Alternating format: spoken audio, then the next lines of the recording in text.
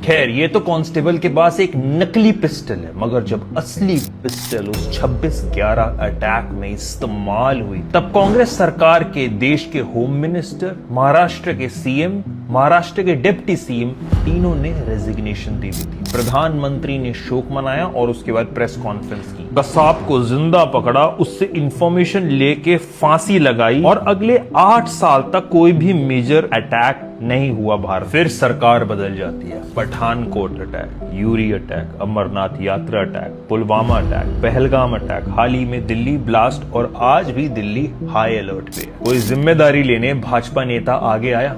किसी ने रेजिग्नेशन दी? Home minister, Delhi की चीफ मिनिस्टर ने? क्यों रेखा जी? एक भाजपा नेता ने दी। पुलवामा अटैक जब हुआ था गवर्नर का इस्तीफा आया और उसके बाद भाजपा ने उस नेता के साथ जो हाल किया एक वीडियो के थ्रू बयां होती है, जो गोदी मीडिया के अंदर कभी हिम्मत नहीं होगी चलाने की, आपके सामने मैं प्रस्तुत करता हूं। तो मैं उसके नजदीक था, मैं गवर्नर था वहां तक। जब पुलवामा हुआ तो मैंने छूटते ही ये कहा प्रधानमंत्री को कि ये हमारी गलती से हुआ है।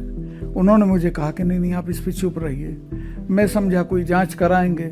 कुछ देर बाद मुझे डोभाल का फोन आया, उसने भी कहा सतपाल भाई चुप रहे। वो मेरे साथ क्लास फेलो थे लॉ में, तो उन्होंने कहा इस पे चुप रही। मैं समझा कोई आज तक उसकी कोई जांच नहीं हुई और अगले दिन से ही ये शुरू हो गए उसका बेनिफिट लेने के लिए कि वोट देने जाओ तो पुलवामा की शहादत को याद रखिए।